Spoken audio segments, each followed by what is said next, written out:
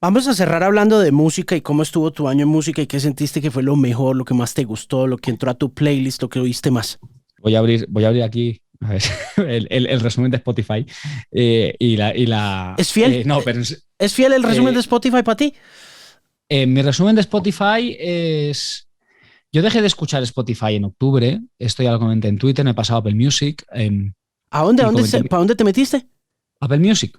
Yo llevo muchos años escuchando Spotify, muchos, muchos desde que salió ¿Por qué te prácticamente. fuiste para Apple? ¿Qué hiciste en Apple Music? Y ¿Qué lo te que motivó a irte para allá? fueron varias cosas. La primera es el plan familiar y poder tener con la televisión, que yo quería Apple TV, quería ver Ted Lasso y quería ver La Fundación.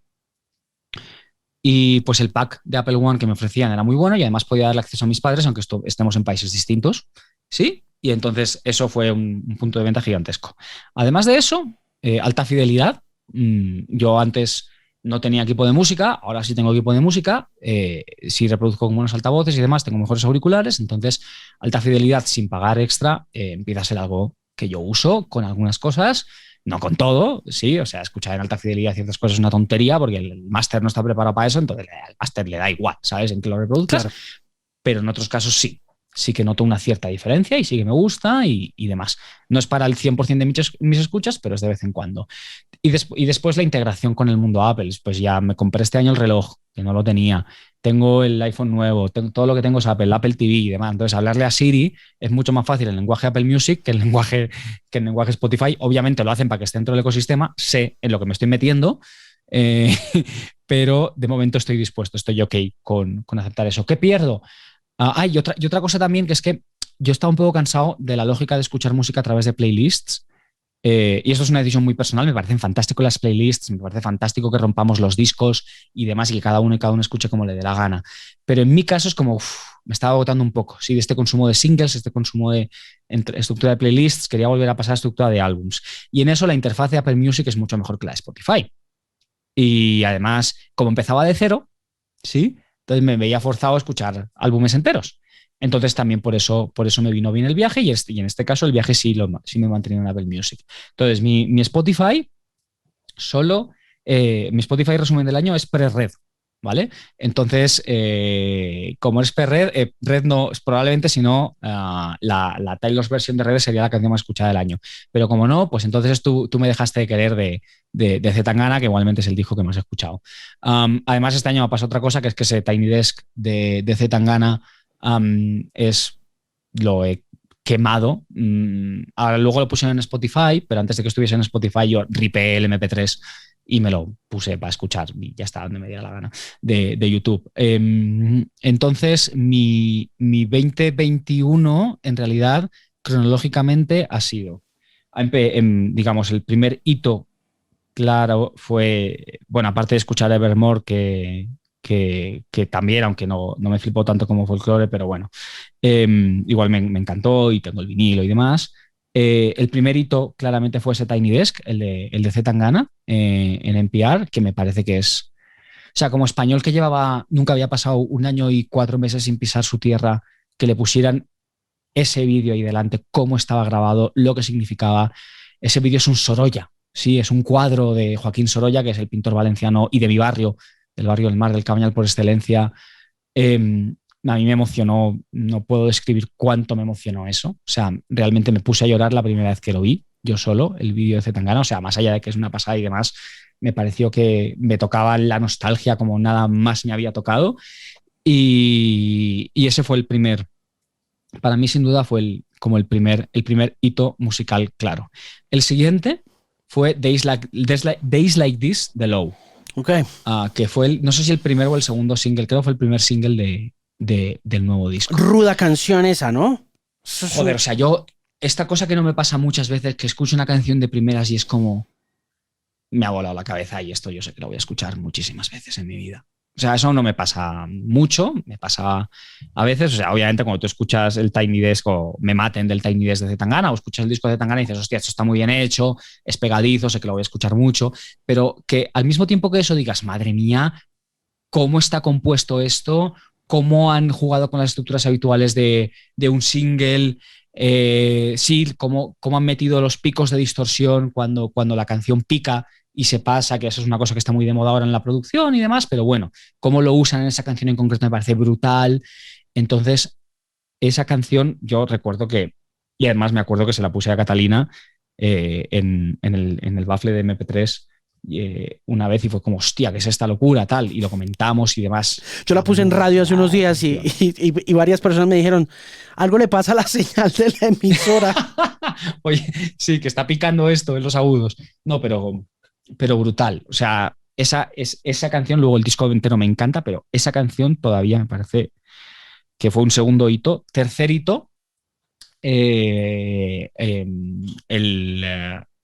single que la canción de apertura del nuevo disco de War on Drugs, que es Living Proof, que probablemente no es la mejor canción del disco, desde un punto de vista así, pensando en frío, la mejor canción del disco es la que habla de Bob Dylan, que no me acuerdo cómo se llama, que es la que tiene el episodio del Song Exploder, que es una canción súper, sí, o sea, la cantidad de referencias y anclajes musicales y culturales que tiene, y pues al fin y al cabo, el disco no es el mejor disco de War on Drugs, no es el disco que más voy a escuchar de War on Drugs, pero esa canción que salió como a finales de agosto, en septiembre, en el momento en el cual salió, que era un momento de, ok, hay más gente vacunada, estamos aprendiendo a convivir con el virus, es un momento de reflexión, de pausa. Yo recuerdo haberlo escuchado con mi pareja y con otros dos amigos, estando perdidos por las montañas de Cundinamarca, mirando al atardecer y demás, y fue como es la canción perfecta para este momento. Sí, o sea, el enganche de esa canción con ese momento me pareció perfecto. Y el vídeo es una preciosidad, me recordaba mucho al vídeo de Towers de Bon Iver. De hecho, esa canción me recuerda mucho a ese segundo disco de Bon Iver, por alguna razón, como que ese momento no de renacer o no de epifanía necesariamente, pero sí como de ese momento de la letra en el cual dice But I'm rising and I'm damaged. Es como, era ese momento. Y me acuerdo que Catalina me resaltó esa frase cuando pusimos el vídeo y vimos el vídeo mirando la letra y demás, dijo, wow, esa frase es maravillosa. Y yo sí, es verdad, maravillosa para ese momento. Y el cierre, el cuarto hito fue Red, básicamente. Eh, el, la manera en la cual, yo creo que incluso todo el mundo esperaba que cuando saliera Red iba a ser, sí, como un gran momento, iba a haber un montón de atención y demás. Pero yo no sé si esperábamos el grado de atención que había para un disco que es una regrabación de un disco que ya existía, que es muy loco. Realmente es muy loco, ¿sí? Y, y la capacidad de aglutinar mensaje biográfico con mensaje mercantil o reflexión sobre la industria discográfica. Una reflexión que de todos modos se obliga un poco en un usuario que lo entiende más como desde esa perspectiva un poco progresista de la justicia, de la igualdad, de la industria de la música como este animal perverso que termina acabando con sus creadores a pesar de que son dueños de sus... de que de alguna forma son dueños de sus canciones, pero en la vida real no lo son, ¿no? Y muy contradictorio sí. También en el sentido de que tú tienes a una Taylor Swift empujando este promotional stunt que funciona muy bien y que, debo decir, con relación a cosas como All Too Well y su rework de 10 minutos, me parecen increíbles, además de que el trabajo realizado en la reconstrucción de esas canciones es algo que nadie ha podido hacer tan bien como ella, porque es que ha habido otros artistas que lo han intentado hacer con muy poco éxito e incluso fracasando rotundamente en el intento, pero contradictorio en el sentido de que aquí tienes a esta mujer empujando Red, Taylor's version, jugando un poco a pelear contra la máquina, como ya lo había dicho, lo había hecho cuando hizo la carta en contra Apple Music y contra las regalías que le pagaba Apple Music, y la carta directa a Tim Cook que motivó esos cambios en pagos de regalías. Pero tienes el otro lado de la moneda Y es Bob Dylan vendiendo sus masters, Bruce Springsteen vendiendo sus masters, Stevie Nicks vendiendo sus masters, The Beach Boys vendiendo sus masters después de haberlos recuperado. No, es muy loco todo, ¿no? Todas esas contradicciones yo al menos las resuelvo fácilmente, porque yo sí creo que la economía de mercado es un buen mecanismo de asignación de recursos una vez controlamos por los monopolios y nos deshacemos de ellos. Entonces, como yo no tengo ningún problema con eso, y me parece que eso es una posición progresista y siempre me lo ha parecido, pues entonces yo estoy bien. Es verdad que a la gente que no piensa eso, entonces sí que le genera una contradicción fuerte, que tiene un punto de vista más de ownership, efectivamente, de lo que estabas diciendo, no, pues que esto le pertenece a quien ha construido la canción de primeras y demás. Para mí no es tanto esto como no, esto es una cuestión de equilibrar el poder y de que quien Taylor Swift o quien sea pueda decidir en un mercado realmente libre, ¿sí? En el cual nos deshacemos de estas estructuras monopolísticas con tanto poder, mucho más equilibrado, ¿qué hace con su propiedad? Entonces, claro, en mi caso, para mí es fácil resolver esa contradicción, porque yo lo interpreto desde ese punto de vista, que es un progresismo que va con economía de mercado, siempre y cuando nos libremos de las estructuras monopolísticas, que creo que es un poco en la dirección de ese movimiento. Que es verdad que podemos reemplazar unas con otras porque quizás después tenemos a 3 o 4 artistas que tienen una cantidad de poder brutal. Eso nos preocuparemos en la siguiente fase del juego, ¿vale? No cuando Taylor Swift tenga la que tiene ahora, sino que tenga dentro de 15 años o dentro de 10 años. Pero de momento yo creo que es una ruptura de estructuras que impedían que el mercado fuese funcional y a mí me parece bien. Entonces yo por eso no, no tengo ningún problema con eso. Entiendo que otras personas sí lo tengan y le genere tensiones y le genere contradicciones y sea, pero, o sea, todo esto o lo que decías de toda esta lucha para después venderla, bueno, tú decides lo que haces con eso, o sea más como, sí, pero es que en realidad estamos apoyando a una persona que tiene una posición sobre otras muchas cosas que no es radical enough, ¿sabes? O lo que sea. Bueno, como I'm fine with that, pues sí, yo tengo muchos menos problemas de contradicción en ese sentido. A mí lo que me gusta, en realidad, del movimiento que se lleva a cabo, más allá pues de esa destreza que te mencionaba artísticamente hablando, de la capacidad de hacerlo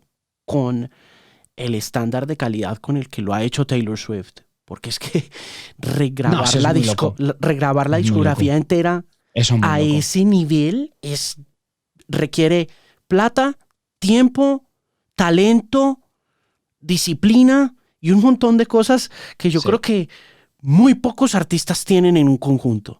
Y lograr ejecutar eso, acompañando todo con hashtags efectivos en TikTok, discursos, comentarios, opiniones de nuevos creadores en redes sociales que impulsan el consumo de esa nueva discografía, de alguna manera parte en dos la historia de la discografía y deja viendo un chispero a Scooter Braun, ¿no? Y a Scott Borchera. O sea, Borchera y Brown se quedan con ese catálogo creyendo que lo van a poder cash out en el momento y Taylor se les mete en el camino y les parte a la mitad la alcancía, que me parece brillante.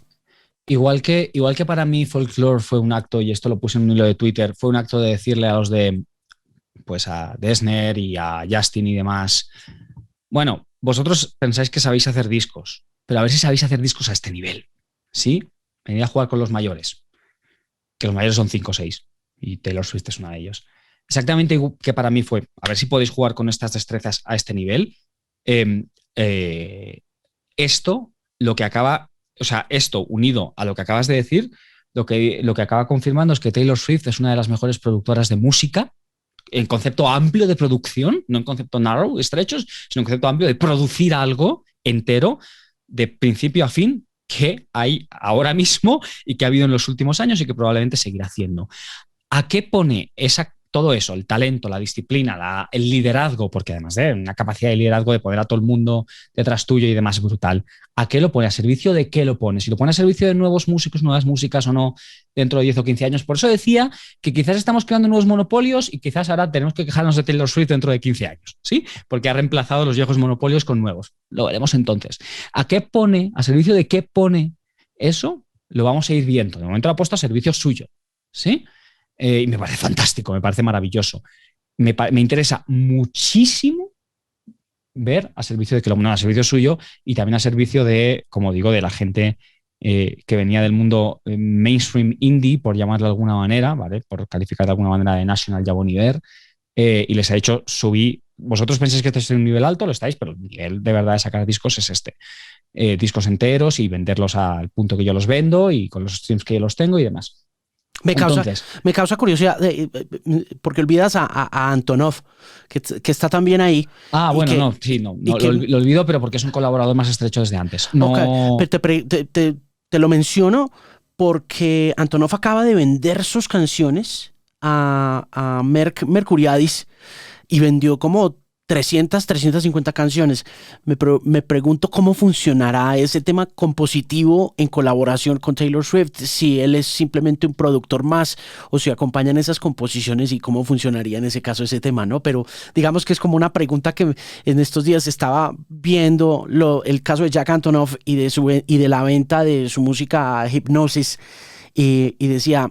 ¿Cuántas canciones tendrá él en coautoría con Taylor Swift? ¿Y cómo funciona en ese caso cuando un Mercuriadis compra el catálogo de Jay-Z, el catálogo de Rihanna, el catálogo de Timbaland, de Justin Timberlake, de Whitney Houston, y con Antonov se queda con 500 canciones, ¿no? Pero como que me quedé en el aire pensando en ese tema. Pero sí, indiscutiblemente lo de la reivindicación y la estatura que le da, ¿no? Al indie es una cosa impresionante también.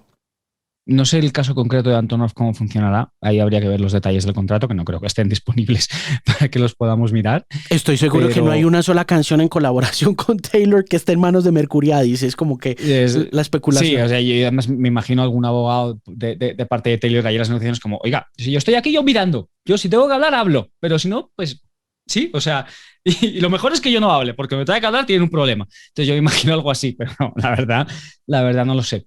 Para mí el insight más allá de esto es darnos cuenta de que realmente sí que hay un peligro, no un peligro, hay una inercia inevitable a la concentración en un mercado como el musical.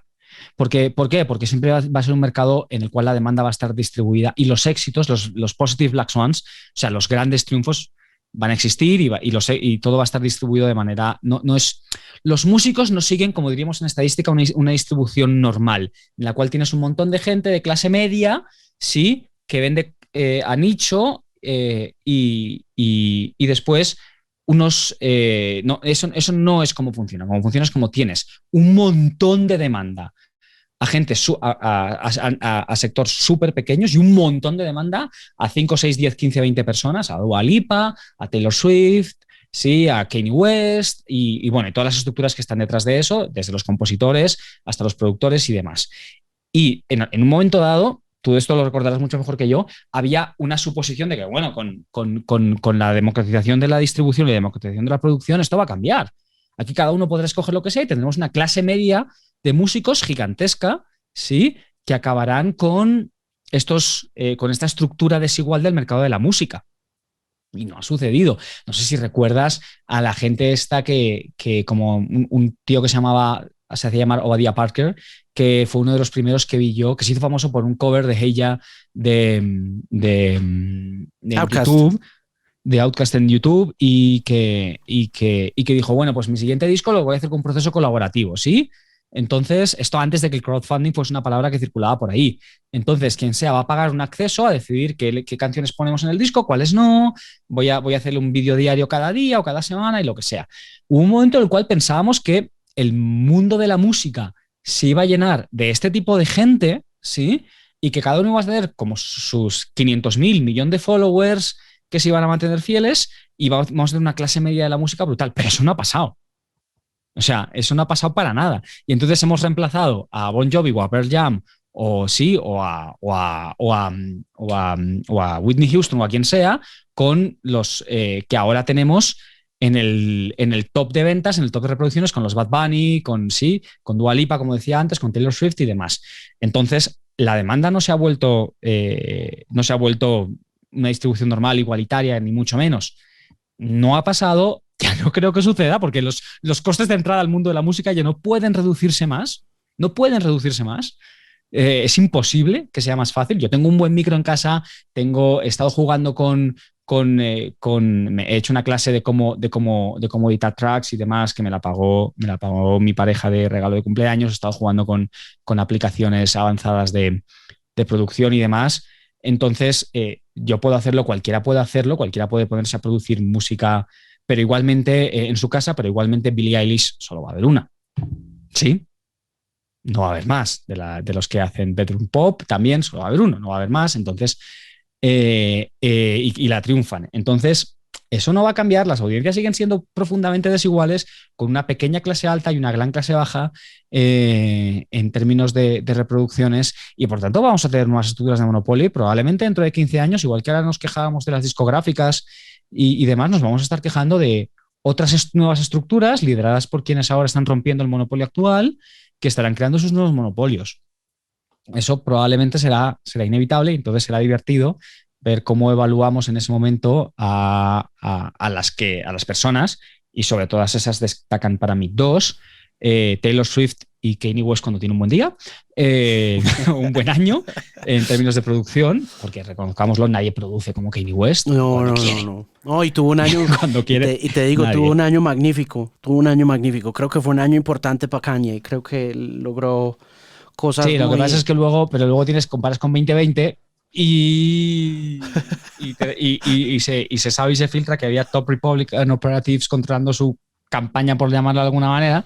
Entonces sigue siendo una figura complicada. Y a mí sí que me va a interesar ver qué va a pasar con esta gente que demuestra una capacidad de liderazgo y de creatividad y de talento y de todas las buenas cosas necesarias brutal, y que pueden ser los gatekeepers, por decirlo con una sola palabra, de la industria musical dentro de 5, 10, 15, 20 años. Yo creo que dentro de menos tiempo y cada vez menos, como tú lo mencionabas, con relación a hay una Billie Eilish, hay una Taylor Swift, y no hay dos. Creo que cada vez va a haber menos ídolos, y creo que cada vez va a haber menos trendsetters en el mundo de la música, con base en todo lo que ya hemos conversado, la forma como la música está pasando a manos de fondos de pensiones, bancos, casas discográficas que están redefiniendo los destinos de un catálogo de un artista que está a punto de desaparecer, ¿no? Un Bruce Springsteen se va a morir en 15 años, ¿no? Un Bob Dylan se va a morir en 15 años.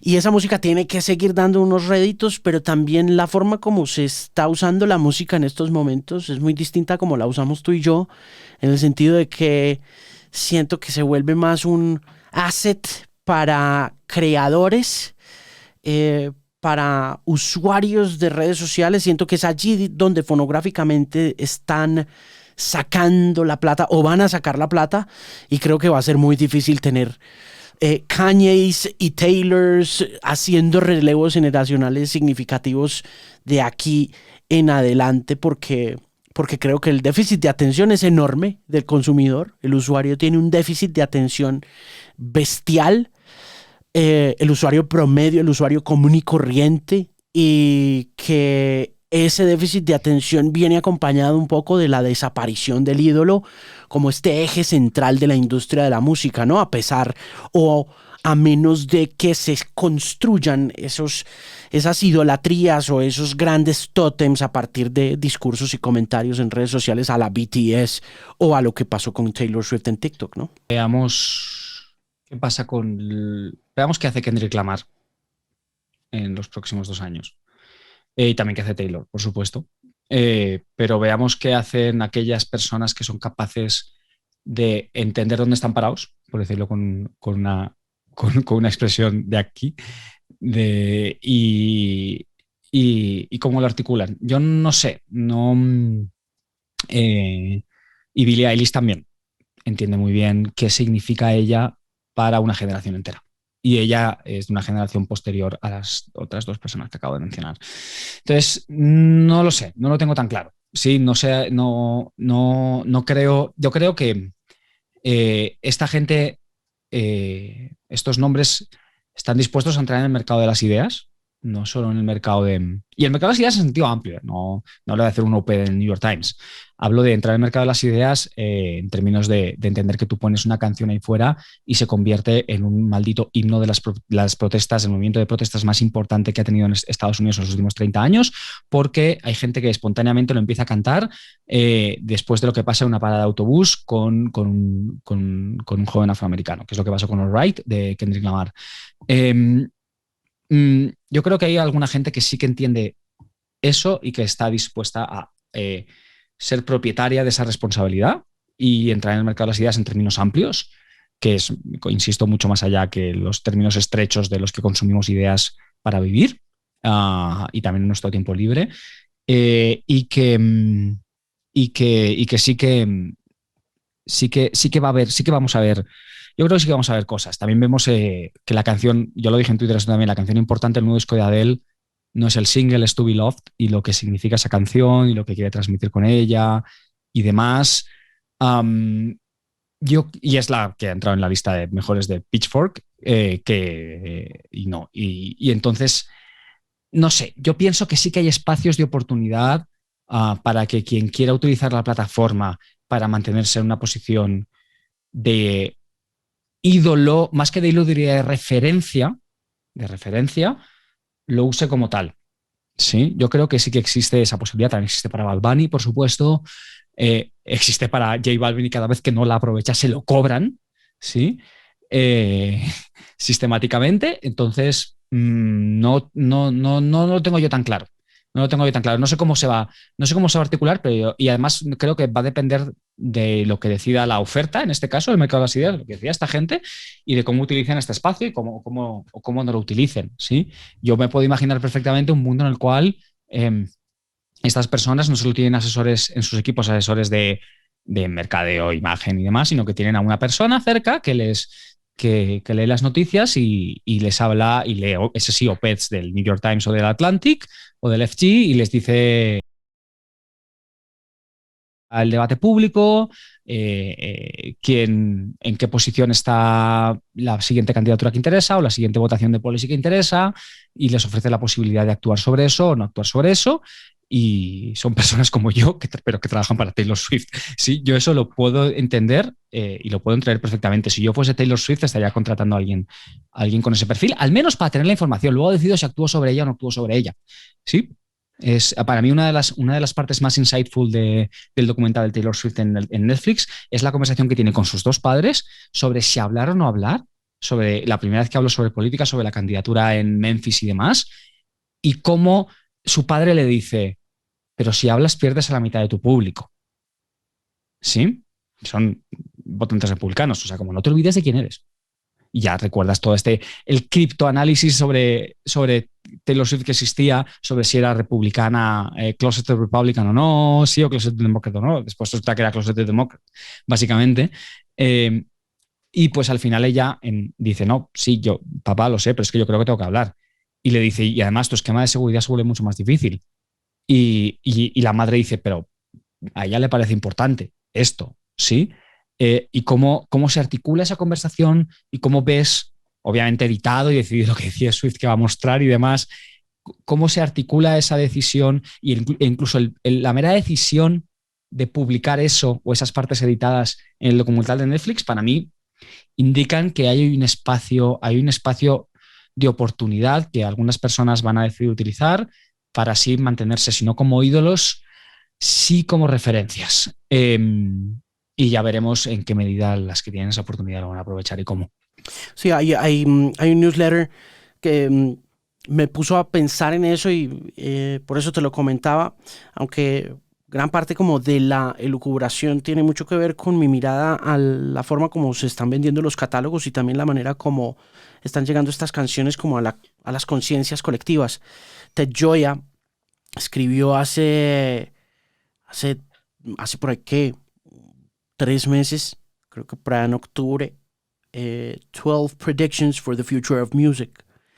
Y una de las cosas por las que te menciono el tema es porque su segunda predicción es que muchos más artistas nuevos van a conseguir el éxito a través de estas plataformas de redes sociales, pero antes de eso, en la primera predicción dice que los sellos discográficos van a perder gradualmente tanto la capacidad como el deseo de desarrollar nuevos artistas porque simplemente hay demasiados. ¿Sí? Sí. La tercera predicción que yo creo que conecta con la que yo conecto todos los puntos es que los oyentes van a tener menos will have favorite new songs, van a tener nuevas canciones favoritas, but not know or care about the name of the artist. Y ahí es donde también creo que conecta tu pensamiento sobre el mercado de las ideas como tal, ¿no? Puntualmente. Sí, pero yo creo que pueden convivir ambas. Puede convivir el Tones and I de cada año, ¿vale? Que who cares about Tones and I, quién es y qué dice y tal, pues no tengo ni idea. ¿Sabes? O sea me pregunto, no es que no lo veo por la calle y no lo reconozco con Kendrick Lamar o con Taylor Swift. Creo que el consumo de información se ha ampliado tanto, ¿sí? No solo en términos de cuánta gente accede a la información, sino de cuánto rato estamos consumiendo información. Información es el timeline de Twitter o Instagram, vamos, o sea, es que, o de TikTok. Hay tanta gente consumiendo información durante tanto rato que el espacio de oportunidad para que convivan los dos yo creo que existe, ¿sí? Y pues Taylor Swift, y por eso convive Taylor Swift con Kim Kardashian, con Kim Kardashian como dos de las personas más seguidas en Instagram ahora mismo y que más impacto tienen cada vez que habla. Entonces, el mundo Taylor Swift con el mundo Kim Kardashian pueden convivir perfectamente, y en TikTok pueden convivir perfectamente el mundo en el cual coges All Right o el siguiente All Right y lo conviertes en un meme en un momento específicamente importante y relevante para un debate de policy sobre discriminación racial en Estados Unidos, con el siguiente Tones and I, o lo que sea ahora mismo que está circulando por TikTok, que es la cosa esa de I Understood the Assignment, la canción esa que dice eso, que la he escuchado 20.000 veces y todavía no sé quién es. Ni me importa, ¿sabes? O sea, ni siquiera me he puesto a buscarlo y consumo ambas cosas, ¿sí? Entonces, yo creo que pueden convivir, yo creo que hay espacio para que convivan y que además, podemos ponerlo así, tú cuando abrías un periódico antes de Internet, hace 50 años, en el periódico tenías la sección de cotilleos y de crucigrama y tenías el análisis sobre el siguiente movimiento de Henry Kissinger respecto a Salvador Allende. ¿Sí? Tenías las dos cosas en el mismo periódico, pues ahora tienes las cosas en la misma app. La tienes dentro de Instagram o la tienes dentro de TikTok, ¿sí? O la tienes dentro de Twitter. Tienes el meme, sí, y tienes a mí haciendo hilo sobre la evidencia de efectividad de las 3 dosis contra Omicron, sí, al pesado de turno con el que pone el meme. Entonces, conviven ambas cosas y es el nuevo periódico, y de la misma manera que antes unas cosas atraían hacia lo otro o consumíamos al mismo tiempo en el periódico la tira de Garfield o hacíamos el crucigrama, que nos leíamos alguno, no todos, pero algunos de los análisis que venían en la parte internacional, pues ahora tendremos estas dos cosas conviviendo. Y porque siempre al final, siempre no, desde que el acceso a información y la producción de información no es monopolio de unos pocos. Es decir, desde la impresión masiva ha sido así y no creo que vaya a ser distinto ahora.